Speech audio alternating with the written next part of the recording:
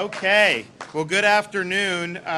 Joining me here today, I'm really happy that we have our First Lady, Casey DeSantis, who's been doing a lot of great work. Our Chief Financial Officer, our Chief Financial Officer, Jimmy Patronis, our Head of the Division of Emergency Management, Kevin Guthrie, Siobhan Harris, Florida Secretary for the Department of Children and Families, Dane Eagle, Lee County native, Secretary, Department of Economic Opportunity, Melanie Griffin, Secretary of DBPR, and we've got local officials and other folks, and we're going to announce these recovery centers here and elsewhere in a moment. First, I was in Pine Island for the first time today since the storm hit. I had flown over it and seen damage, but we were in a situation where that bridge had been severed from the mainland, and there was talk about what to do.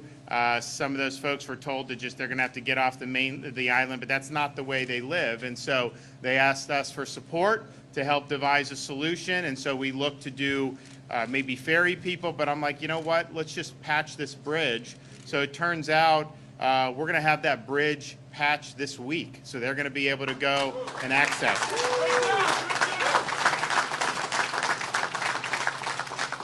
And that means that I visited the Publix. Publix is just giving away all their perishable items.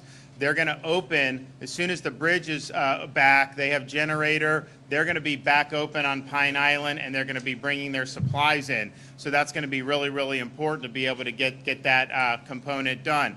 I will say, probably saw more debris on Pine Island than any place I've been other than Fort Myers Beach. The electrical, I had poles down. You had other lines down, and so no one had done anything about the power there. So today, when I went, we also had brought over via Chinook helicopters. We brought over linemen to be starting the work on the electrical there, and so that's going to be. And that's going to be important. And we want to do the same thing for Sanibel as well. So there's a contract now being bid on for a contractor to come and patch the causeway. Now, that's a little bit more difficult fix than Pine Island because it's broken in multiple ways. But I think you can get a temporary solution there to be able to restore access to Sanibel and Captiva. And I think that will also help with the recovery efforts and the restoration efforts. I have not been on the ground yet in Sanibel. I've flown over it a couple times. I'm going to probably go tomorrow and look firsthand. But my sense is if it's similar to Pine Island, we just need more linemen there. We need debris clear. I know the guards been there clearing the roads, but very, very important that we do that because you got all this stuff going on, and it's and this what we're doing here important. Our view at the state level is you do all this stuff on parallel tracks. You don't wait until one thing's done and then begin to start the next. We know we have to do all these, so let's start them all and move them forward. So as part of that effort, Kevin Guthrie, we're going to start having on each of these barrier islands, Pine Island, Captiva, some of the others, a command and control element on the island so that all this stuff can be coordinated there. If they need something, then we obviously can be there. So that's going to be something that's very, very significant, and it'll really help get those barrier islands going back in a better direction. So I'm proud that we were able to do that. I was also in Charlotte County. We've got people from all over this country that have come in to help people all throughout Florida, but particularly in Southwest Florida. One of the charity organizations there is a group out of Kansas City called Operation Barbecue. And if you want barbecue, being out of Kansas City is not a bad place to be from. And so they're serving hot meals for people, and they're distributing a bunch. People can come in a line individually, and it's really making a big difference. I will say in Charlotte County, in Port Charlotte where we're at, there's debris, there's been damage, and so folks need all the help they can get. So I'm really happy to see the private organizations, and the First Lady's been involved, of course, in the FloridaDisasterFund.org. She's going to say something about that in a minute, but I think it's been really remarkable. The number, I think Chick-fil-A is here today, right? They have the Chick-fil-A truck in town, if not today, tomorrow, and a lot of these other companies have been really, really good. I also we've been very clear that in situations like this, we're not going to let bad actors exploit them. That means law and order will be enforced. That means individual Floridians' right to defend themselves and their homes will be honored. And we've had 4 looters that were arrested, I guess a couple days ago, and they need to be brought to justice, and we're not going to tolerate it. But 3 of the 4 are illegal aliens. And so these are people that are foreigners. They're illegally in our country. And not only that, they try to loot and ransack in the aftermath of a natural disaster. I mean, they should be prosecuted, but they need to be sent back to their home country. They should not be here at all.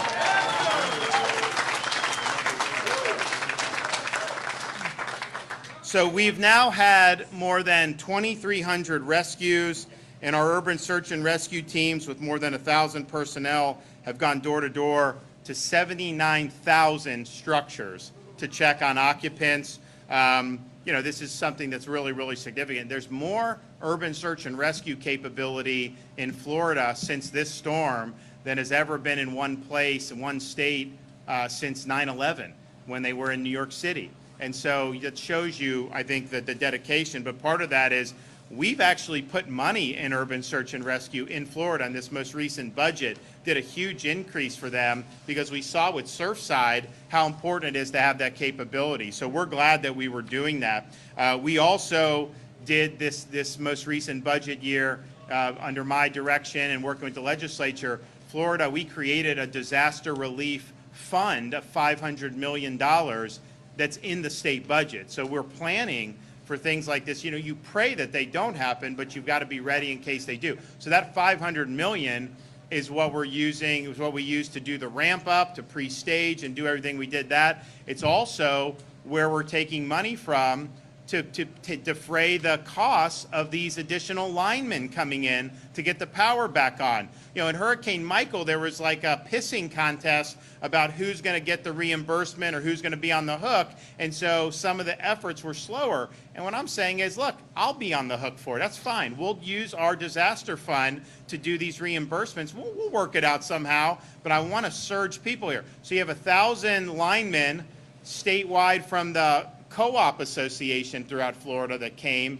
and then Duke Electric, they're doing 2,500 to 3,500 people surging down after they've completed their efforts in other part of the state. So this is a massive number of people, and that's what I want to see. We want to be able to get the power back on. I mean, there's been a lot of progress on the FPL side. Now we're looking to see, I think you'll see the LCEC start to see some progress, and it's very, very important for people. There's better water now through most parts of the county. Not every part, but they had all these water mains that broke. Kevin Guthrie sent this engineering firm. You got guys from MIT working on the water down here in Lee County, and that's what we want to see. If everyone has access to electricity, or at least the homes that can receive it. There are going to be some homes that were damaged so much they can't receive electricity, so that's a separate problem. But assuming your home can receive it, if you have electricity and the water and all that, that's a huge, huge part of being able to be in a better spot. So we think that that's really, really important. We also understand, yes, get those key things, the infrastructure, all that. But then there's individuals that have individual needs for different types of assistance. Maybe insurance claim, maybe it's FEMA relief, maybe you need charity help. So all of that is why we work to do what we're doing here today. So FEMA has been working with us. Jimmy Petronis has taken the lead on insurance. Dane Eagle and his team at the Department of Economic Opportunity, and really mobilizing all applicable state agencies, are here today to set up the first disaster recovery center in Fort Myers. And just to put this in perspective, this is less than a week from the storm hitting, and you have the DRCs that are set up. So this is something that we move very quickly on. I started prattling about this to Kevin, like literally Friday after the storm, and he's like, we're doing it. But I mean, we really wanted to accelerate because we understand people have apprehension. We want to go in if they need help. Now, you don't need to come to this to get FEMA. You can sign up on the website. You can call the number. And same with your insurance companies. They're all here. You don't have to do that National Flood Insurance Program. I think they have representatives here. If not, they will shortly. You can do that apart from this, but if you have questions and things, and then our state programs here will be one-stop shop. So we have a total of 10 state and federal agencies that are on site to help. FEMA is helping with individual assistance claims as well as temporary housing assistance. I met some folks at the shelter last night whose homes were destroyed. I'll tell you though, their spirit was remarkable. I mean, they were thanking me and the Red Cross and everybody more than they were concerned about their own misfortune. They felt very fortunate to have a lot of support, which is really a great attitude to have, but it was a really difficult experience, and so there's going to be some people that are going to need some solutions for at least the short term to be able to get in a good spot, and so we understand that, and FEMA will be a big part of that. DEO here in the state of Florida is helping with things like disaster reemployment assistance, small business damage survey, and small business emergency bridge loans. So I activated today the Florida Small Business Emergency Bridge Loan Program. We've made $50 million available, and we've put aside $10 million of that for agriculture businesses, small businesses, that have been impacted by Hurricane Ian in Charlotte, Collier, DeSoto, Flagler, Glades, Hardy, Hendry, Highlands, Hillsborough, Lee, Manatee, Monroe, Orange, Osceola, Pinellas, Polk, Putnam, Sarasota, Seminole, St. Johns, and Volusia counties. So what this program does in terms of the loans, it gives short-term, zero-interest loans to small businesses that experience economic injury or physical damage due to Hurricane Ian. So if your business got damaged, you can't be in business until it gets fixed, you can get a bridge loan to get you through there. Some people may not have access to electrical. Obviously, there's certain things with these barrier islands, you may not physically be able to get there, although we'll fix that with these bridges. So there's going to be a great support for that, and we're really happy about that. So you can apply starting right now, and that application goes through December 2nd, 2022, or until all available funds are expended. And we'll see if this is something that is a bigger need for. You know, we were able to secure, because we actually run the state properly and we had the economy open, we've got the largest budget surplus in the history of the state of Florida. So we have the ability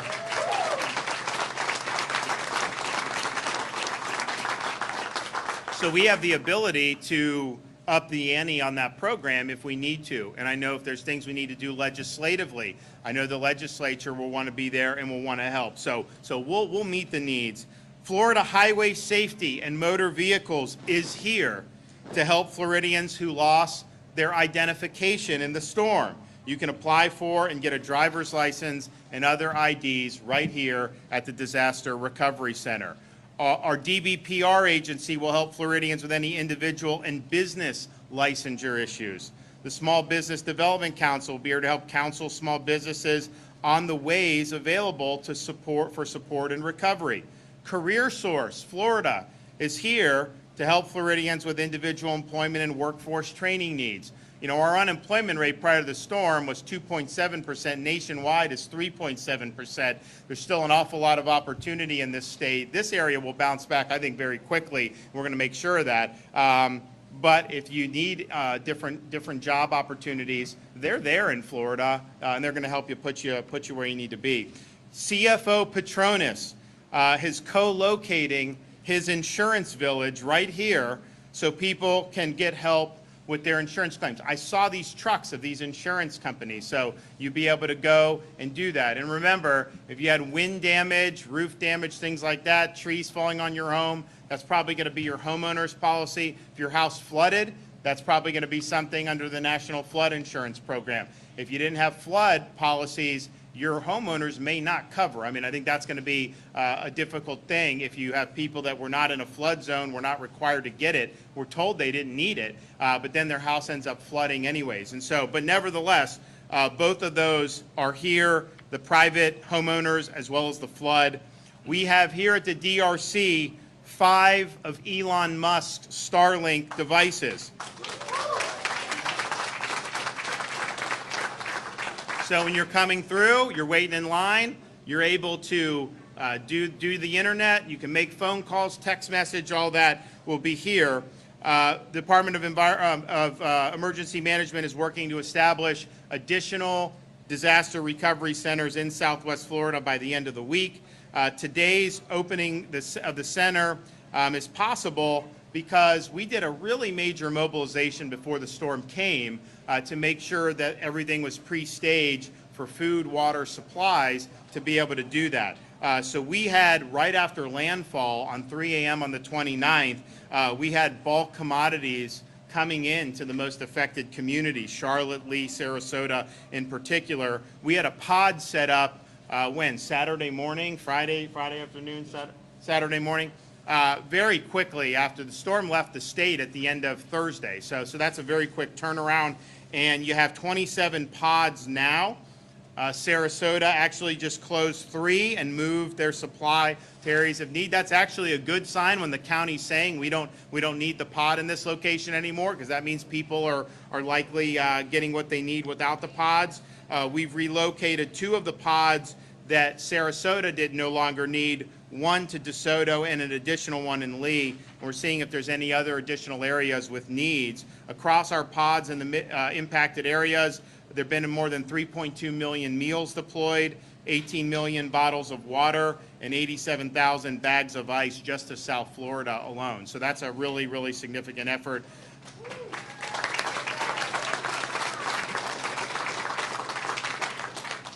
Nonprofit organizations, Florida Baptist Disaster Relief, Red Cross, World Central Kitchen, they're here helping, and a lot of them are doing hot meals for folks. They're actually doing hot meals on Pine Island. I saw they're bringing in supplies on the boat, and they're cooking hot meals for those. So very resourceful, very happy to see that. I did mention Chick-fil-A. Does anyone know where the Chick-fil-A bus is? I mean, I think a lot of people would want that, so we'll see. Kevin Guthrie, at my direction, has deployed a mobile fueling station to Dunbar, where they were struggling to find adequate gasoline. So that fueling station will allow people to be able to fill up their tanks, and has really helped. We did one in Arcadia. People were really happy to see that big tanker show up. We have now at our pods, you could get a blue tarp to put on your roof. Now, fortunately, I've flown over almost every place. Most of the roofs were fine. There were some, but I thought there'd be a lot more. I think the construction in Florida is built to very good codes. So I think more of the damage is water damage than the wind to the roof. Nevertheless, the Army Corps of Engineers has initiated Operation Blue Roof to help homeowners with temporary roof repair. So basically their Blue Roof program is what, a step up from a tarp but less than a permanent solution? Yes, sir. Yep. Okay, so Kevin's going to talk about that. So as of, I think, 3 o'clock, I think we're down to 3.7% of accounts that don't have power across the state of Florida, and only 2 counties have more than 50% of their accounts without power. And as of today, Lee County is no longer one of those. So Lee County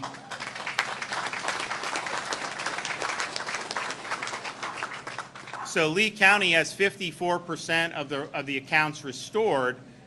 I mentioned Pine Island, we're making the effort there. That is going to take a little longer, but we got to get people in there. Then there is going to be the question in terms of when you get to 100%, or can you get to 100%, because I think there are going to be some customers who maybe are going to need some structural improvements on their ability to receive power, but we'll see. We'll see what happens. But as of today, DeSoto is 50% out, and Charlotte is 55% out. Everywhere else is under 50%, and even counties in Southwest Florida like Collier is now down to like 8 or 9% without. And so that's been really remarkable. If you look statewide, the number of people that have been restored, I think they've restored like 2.3 million accounts, and here we are. And in some of these other areas that have gotten hit, I mean, some people have been without power for a long, long time. And so this is an important effort, and want to keep making progress. We're deploying 375 Starlinks total across the impacted areas. And so that may be at a DRC, it may be at a pod, it may be someplace where businesses can use it. We really want, I'll tell you, it's really good internet, and I know people have been very happy with the performance of it. I mentioned that we were going to do the Pine Island Bridge. So yesterday, we had 130 FDOT trucks that were there working to get this temporary bridge fixed. And it will be done this week. And so that's going to be a big deal for those folks.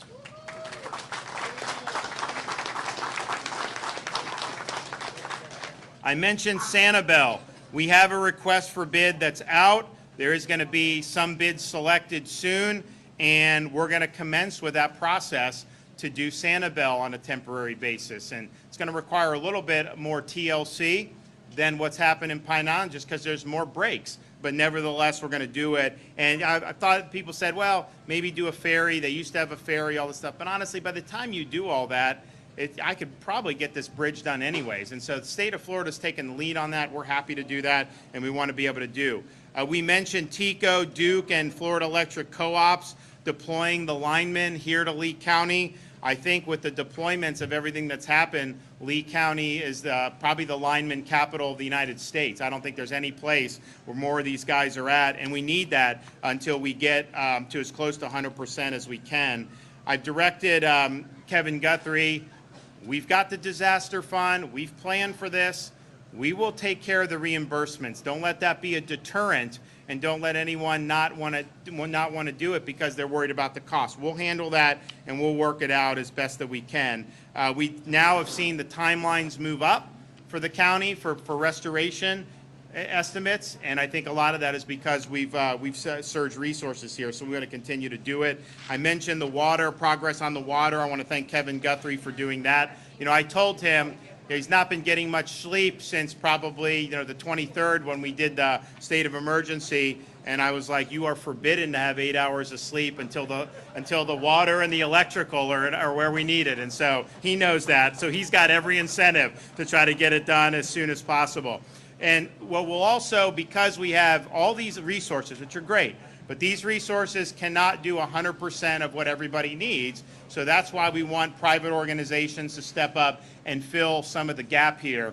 And the First Lady has spearheaded FloridaDisasterFund.org. People have donated online. They've texted disaster to 20222 to donate that way. And total, and the First Lady will say a little bit more, it's raised $32.8 million.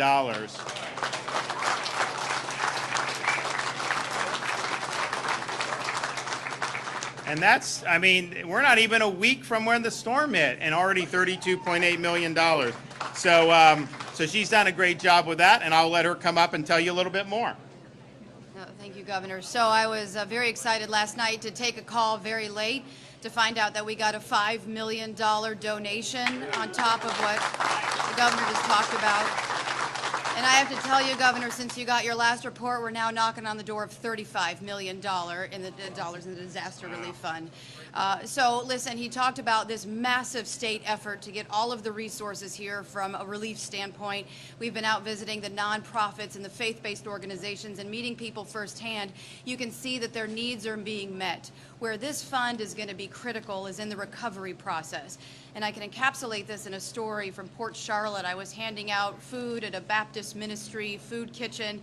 Cars were coming by. I had a bag in my hand, and I gave it to a woman through the window.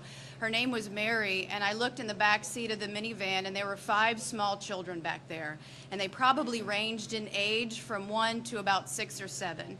And I asked her how things were going, and she told me that they were going well, that she was getting food and she was getting support from her neighbors, and she had the faith-based community to lean on. She went to the pods, and she was able to get water and things to help her get by. She broke down into tears when she started talking about her home and the floodwaters coming in.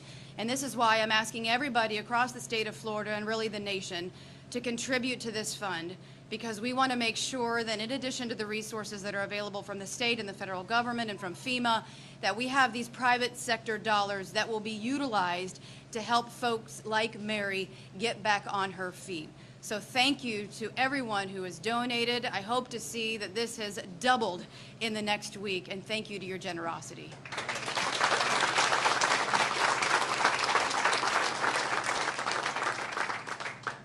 You know, this is things like this, we obviously pray they don't happen, but in Florida, we prepare as if it's going to happen every year, and our state Division of Emergency Management it does the best job of any state EMs, and Kevin Guthrie is a big reason why. You know, this was a massive mobilization. You see all the stuff that's been brought to bear. That is not easy to do. without planning, without preparation, and without good execution. So, so he's done a great job, and he's here today to give an update.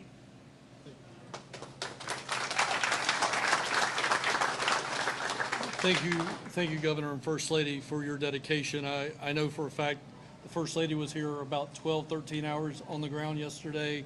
The Governor's been on the phone with me nonstop, and sometimes very early in the morning, late at night when I'm not sleeping.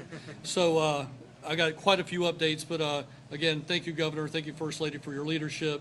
To the secretaries, to the CFO behind me, the secretaries that are not here, I know that Jared Perdue couldn't be with us because he's working in the field. Sean Hamilton, DEP, cannot be here with us today because he's working in the field. And many, many others for state agency heads are actually on the ground right beside their men and women that they work for them on a day-to-day basis, getting really great work done. Next thing I want to do is say thank you to the states, the counties, the cities from across the country. I know I'm going to get fact-checked on this, but I'm going to say it is estimated right now that over half the country has their logo in this state. I have walked around today. I've seen Texas, Tennessee, Ohio, Oregon, New York, and so on and so forth. We have people from all over the country here helping us today and through, as long as we need it. So again, thank you to all of those governors. Thank you to all of those emergency management directors at the state level, my counterparts, my friends, for helping us get this done. The governor has been really pointed with me. Kevin, no bureaucracy, no delays. Don't worry about the costs. Get the right thing done. And we're getting the right thing done. An example of that, reimbursement for electric. There's a lot of complicated and complex processes in FEMA to get that done, but the governor said we're not going to worry about that.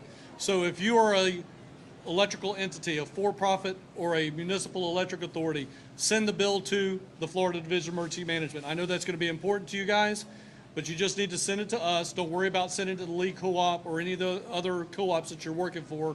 Send that to us. We will take care of it and work out the paperwork on the backside. The Blue Roof Mission. The Blue Roof Mission for the Army Corps of Engineers. This is going to be a different type of material. It's a little bit thicker. It withstands the weather a little bit better. It withstands the tarps a little, or I'm sorry, the winds a little bit better. So that has been turned on for Lee and Charlotte counties. Another example of the governor's leadership, he had me today start writing a letter to FEMA requesting the 100% for categories A and B to be extended from 30 days to 60 days or beyond. So that will be going up to FEMA from us today. Talk about water. We are ahead of schedule on water. You may recall a few days ago I said I want within 72 hours 50% of the communities that can receive water to receive water.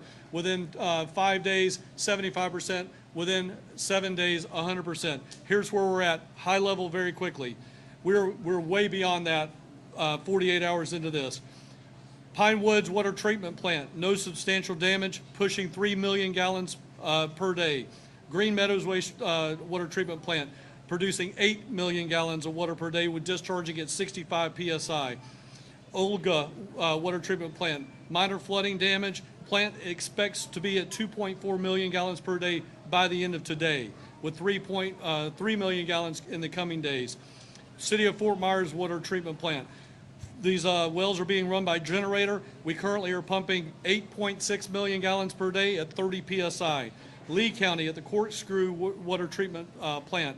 The facility is currently being run on generator power, and we were working to restore the permanent power.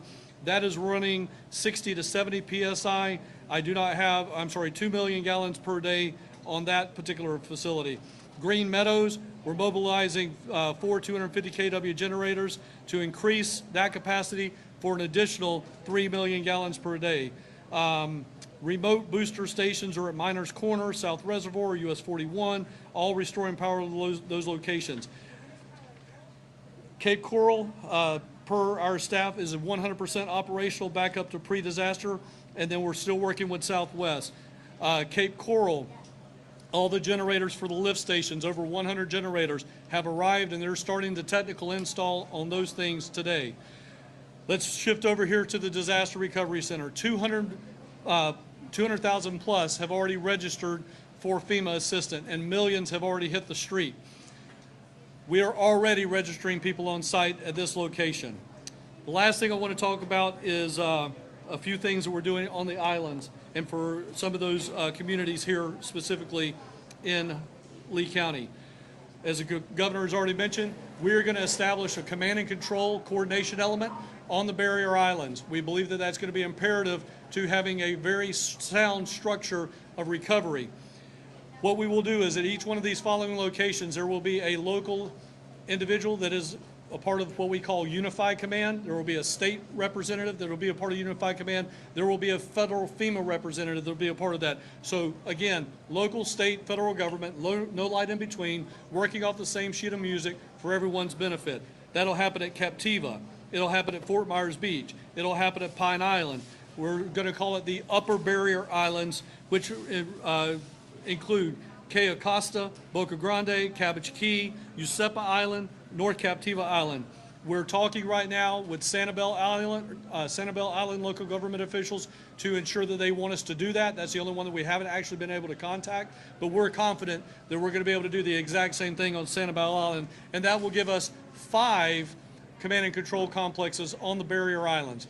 Inside to the interior, Harlem Heights, we understand that there's about 2,500 people that are dependent on food from a local nonprofit feeding kitchen there.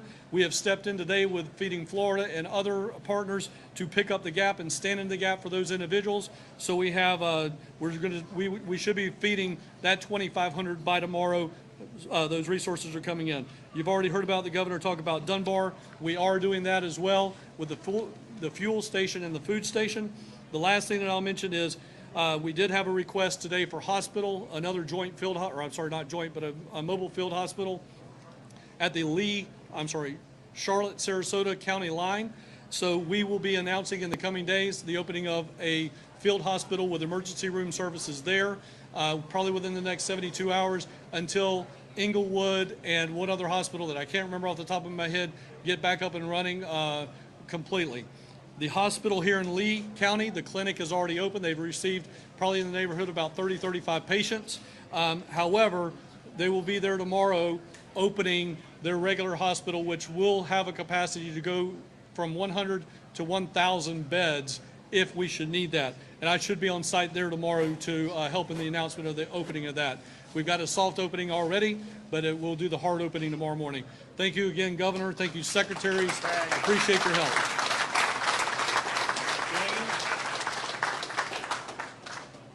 I want to thank the governor and the First Lady for their leadership. As a Southwest Florida native, I've said this plenty of times, but I am just so happy and pleased to know the response effort. It's one of the quickest, most comprehensive in Florida's history, and I'm just happy to be able to be a part of it. Thank you from the bottom of my heart for all the work that you are doing, and to Kevin and his teams and everybody behind me. We were tasked, DEO, working in collaboration with everyone here to get this up and running. So thank you to my team back home and who are here. We have dozens of people on the ground working closely to make sure that you have what you need. As the governor said, you don't need to leave your home and come here. You can do stuff from the comfort of your home. You can access the internet. Feel free to do so. If you can't or you want to talk to someone in person, come here. We have the resources available. FEMA, Department of Financial Services and the Office of Insurance Regulation, Department of Economic Opportunity, Department of Business and Professional Regulations, represented by Secretary Griffin behind me. Department of Children and Families, represented by Secretary Harris. Career Source Southwest Florida, I know Pam Elmore is here, and they are going to be instrumental in helping people get back on their feet. I know a lot of people are displaced. They might not even have a business to go back to. Well, we are here to help.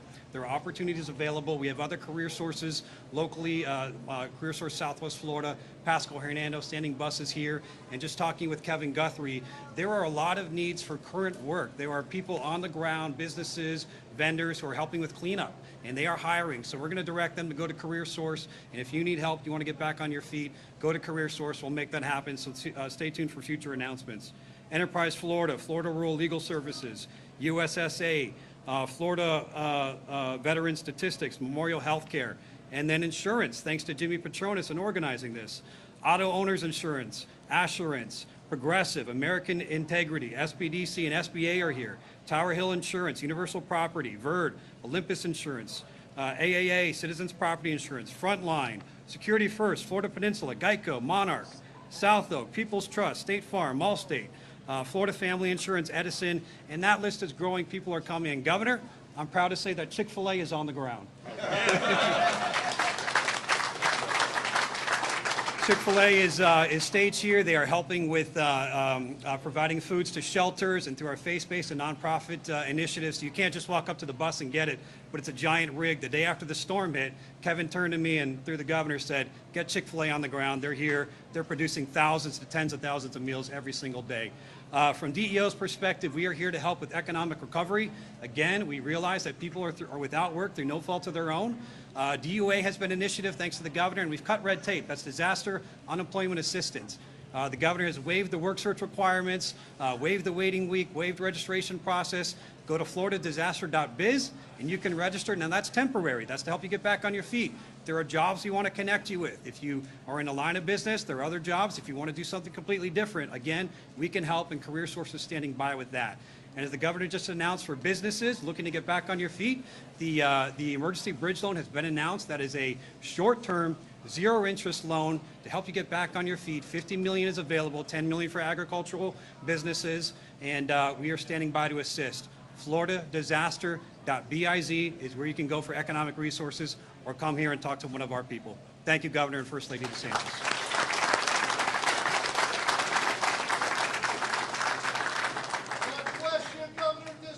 Oh, thank you, thank you.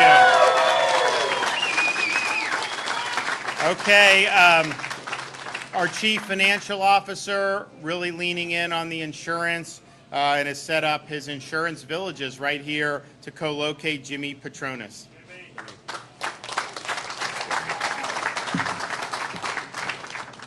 Thank you, Governor. Your efforts really over the last week have been amazing. The response, people I've never seen. Yeah. And I tell you, and what the First Lady's doing with the it's FloridaDisasterFund.org.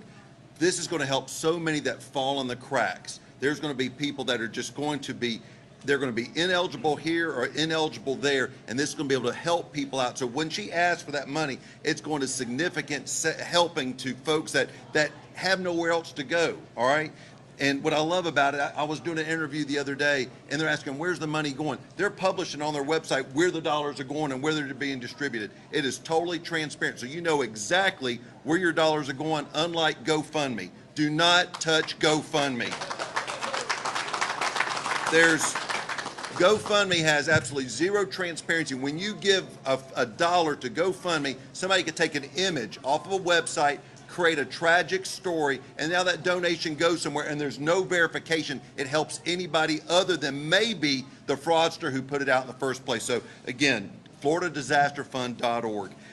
To all the staff that are here, all the department heads, Governor, thank you for your mobilization of this. Kevin has done an amazing job. And Congressman Donalds, thank you for being here too. I know you're going through hell also, but I just want to give everybody, again, a thanks out of our office. What you've seen has been thrown together in the last really half a dozen hours. The governor's team has worked, you know, through challenging circumstances to make sure this is a one-stop shop, that you can show up, it's safe, it's secure, there's internet. Our cellular providers are providing internet here in addition to Starlink. And to speak about Starlink, Governor, as soon as you made that available, I contacted our urban search and rescue teams. Now, those men and women have touched 72,000 structures since the storm has hit. They're doing the hasty searches. They're going in and literally, you can go to my Facebook or Twitter page and you can see what they're doing. And they're going from building to building with chainsaws looking for people. But they have to have internet in order to report that data back. Governor, I'm proud to say, if it's not for Starlink right now at those sites, they told me it's a game changer. So thank you for doing that.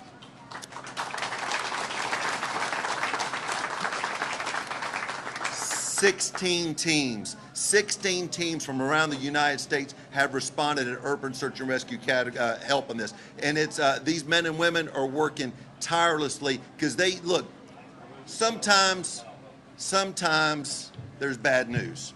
But you know what they live for? I was sitting there, I was talking about it. I said, you know what they live for? They live for the life they save. They find people, and it's a game changer. It's nourishment to their soul. It makes them work that much harder. So the fact that they're doing this effort is, it's again, they're saving lives, and they're doing everything humanly possible. So Pray for them, pray for their safety, and understand, if you have not talked to your loved one, look, communications are challenged. I know that is the one thing people are looking for. I want to know if mom or dad, if my grandparents are alive and safe.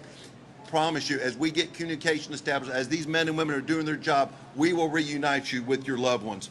Now, this is the part I've been talking about coming up to the storm. I appreciate WFLA. Y'all are here. Y'all have helped us turn up the volume on this. Is the pre-event fraud. So as long as you try to listen and you do some preparation, you can be protected from the fraudsters. These fraudsters that come here, they're no different than looters. Okay, hear me. The fraudsters that come in are no different than looters. They're going to want to take advantage of you and your insurance policy. The governor and Kevin spoke to Operation Blue Tarp. That is a free service if you need a tarp. Do not let anybody make you pay for a blue tarp on your house. Okay? If they do, and somebody tries to extract dollars from you or say, hey, your insurance company's going to pay for it, run them off your property. That's illegal. That is a service that is free available to you. So you don't want to ever be taken advantage of by that. I tell people, if it's too good to be true, it is. Listen to your gut. If somebody's being too nice to you, run them off your property because they're trying to take advantage of you. These insurance companies here, you know why they're here? They're here to write you a check. Okay? They're here to close claims. They're here to do advance payments. So look, you don't need to go call anybody other than your insurance agent, your carrier, most of them are here, or my office, 1-877-MY-FLCFO. If you're calling one of those three for your first phone call, I promise you, there's no chance of being taken advantage of. And then if you have a problem with your carrier, there's dysfunction, lack of communication, you call me. That's what we do. That's why you pay us. We are paid to break through the monotony, the challenges, the communication barriers, the overwhelming stress you're dealing with right now. Hurricane Michael leveled my hometown of Panama City. This is no different. It's just a much bigger scale. So we know how to fix what you're dealing with right now. So again, these carriers here, when you show up, they will help you piece together your claim. In most cases, you're going to walk away with a check to go put a roof over your head so that adjuster can get out to your property, assess the damages, and start the claims process. And look, just because you may get a check that may not be exactly what you're looking for, you know what you can do? You reopen the claim. It's not that hard, folks. I promise you. We are here till you're made whole. So again, please, if it sounds good, too good to be true, don't take the bait. There's a lot of really bad people out there that want to take advantage of some really vulnerable folks. In the state of Florida, we're here united, and we've got an amazing governor that's holding us together. Thank y'all.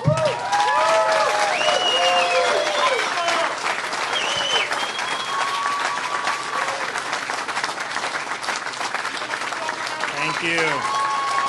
Thank you. Thank you. Thank you.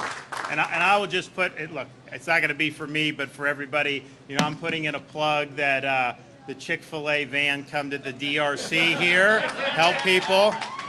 You know, we also had Culver's, all these others, so they all can come as well. We'd love to have them. But I appreciate the effort in getting this stood up so quickly because we understand that people have questions, have needs. A lot of people have registered, and there has been money dispersed already by FEMA, by the First Lady, with some of the charities for sure, but this is important to be able to do. We've got a lot more work to do, but I'll tell you, I've been working with Jimmy in the aftermath of Michael, which happened right before I became governor. You know, it's not an easy thing, and in some ways, Michael was like a sledge. Anywhere in that path was, you know, as bad as anything, you know, you see, and it took a lot of effort, and there's still effort that's going on. But I'll tell you, they bounced back. I mean, there's a lot that's going on that's great.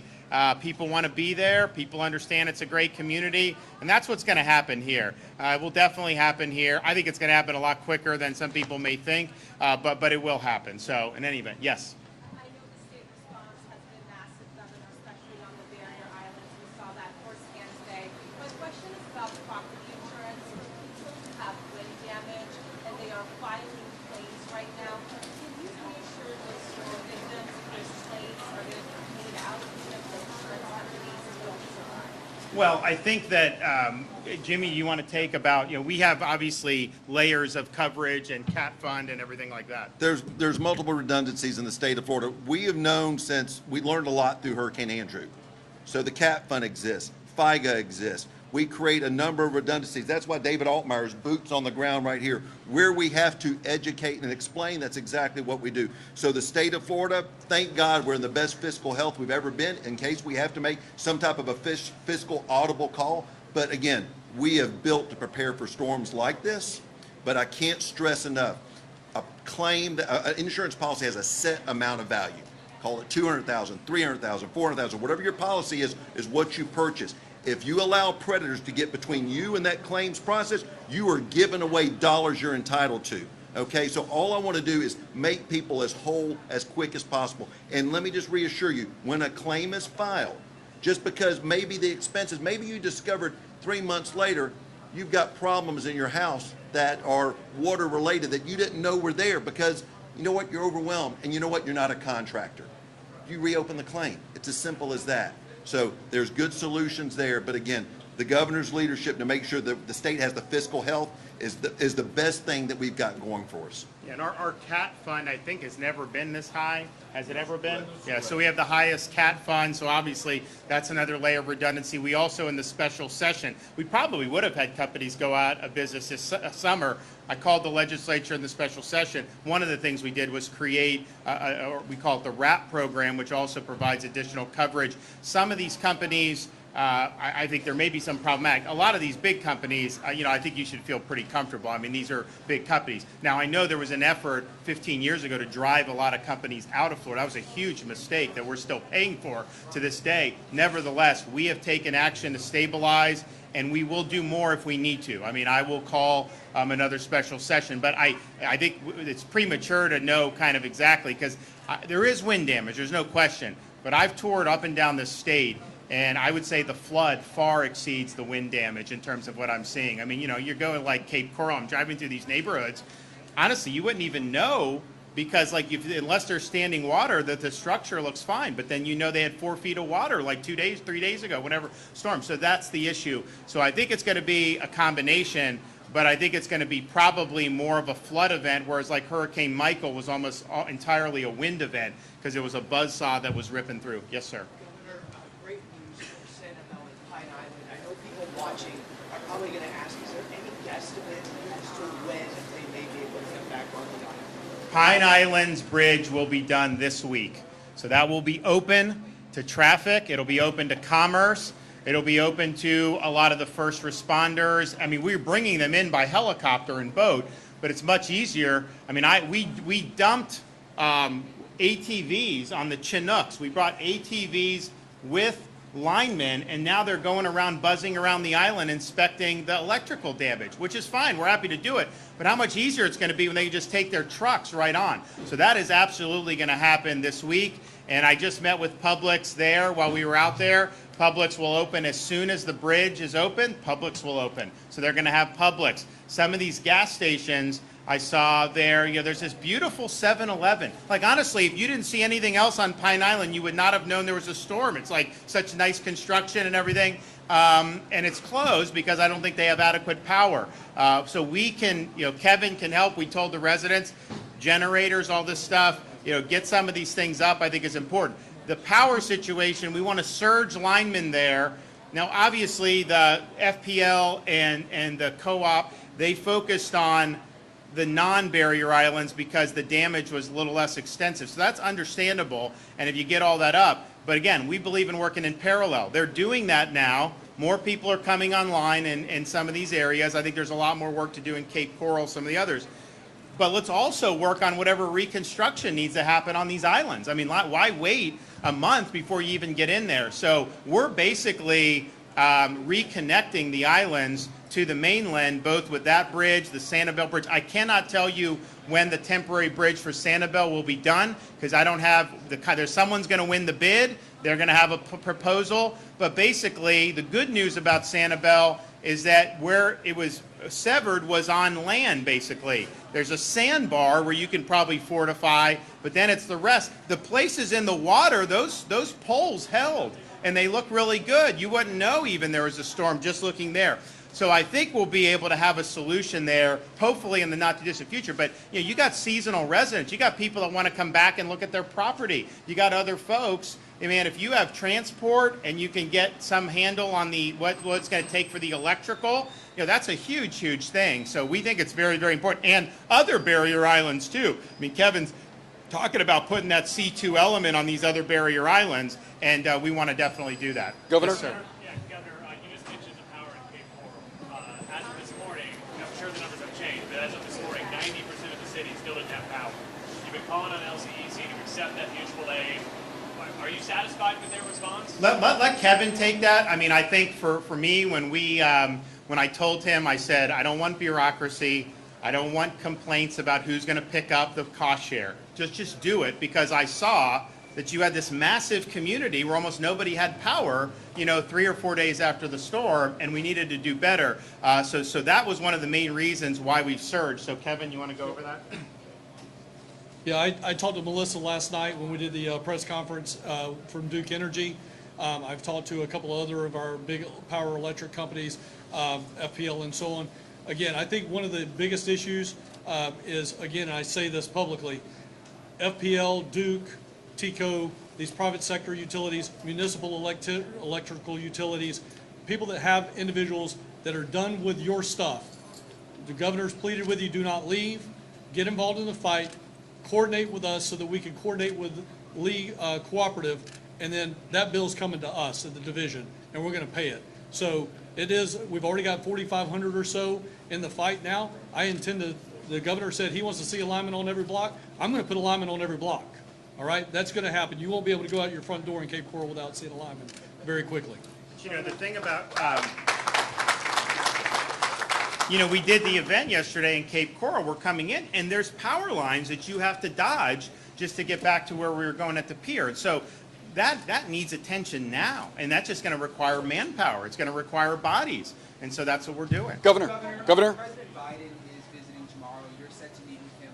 What are you hoping comes from that meeting, and is the federal government big enough? So if there's any request, I'm going to talk with Kevin about it tonight, figure out where we are. If there's more that FEMA can do, we will put that in. But I will say, we did one of the earliest emergency declarations. The storm was a disturbance when we did it. The next day, FEMA, the White House through FEMA approved our pre-landfall declaration. So that was huge because everyone was full steam ahead. They knew they had the ability to do it.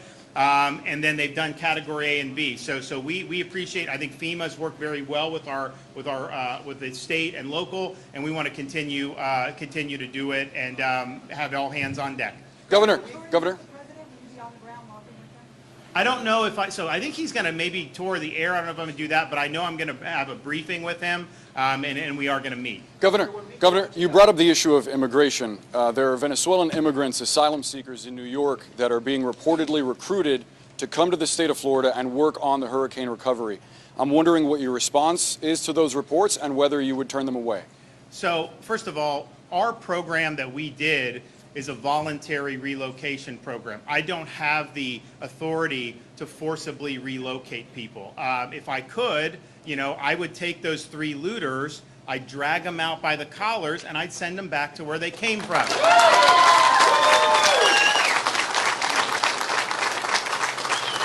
But that's the federal government, unfortunately. That's the federal government's view. I think states should be able to be more active in that regard. Unfortunately, states have lost court decision after court decision on that. So that's just kind of where we are. But I do think that what has happened by having massive numbers of people coming across the border has not been good for this country. I had to go, and I met at the EOC. We're planning out yesterday, and then I leave that. And I didn't come here. I had to go to Tampa. Why? Because there was a memorial service for a Pinellas County Sheriff's deputy who got killed by a twice deported illegal alien from Central America. Someone was operating heavy machinery, was not eligible to work and had fraudulent documents, did not have the proper license, and ran over our deputy. How is that something that should be acceptable? I mean, it just shows you we don't have rule of law throughout this entire, we have it in Florida, I'll tell you that, but we don't have it. We don't have it throughout our country, and I think it's been really problematic. And to see somebody, look, the way I view having the border like it is, you have a criminal alien come across and then end up in a situation where someone gets killed. We can say without a shadow of a doubt, had you just had control of your border, that wouldn't have happened. And that's why they're very preventable crimes. And so it was sad that happened. It was really sad to have to see somebody buried. Well, actually, they're going to bury him in Arlington Cemetery because he's a veteran. But it was just really sad. And I'm talking to his his mother, and it's like, why did this have to happen? So it's really, really sad, the situation that our country finds itself in with respect to our open border. Okay, thanks everybody. Appreciate it.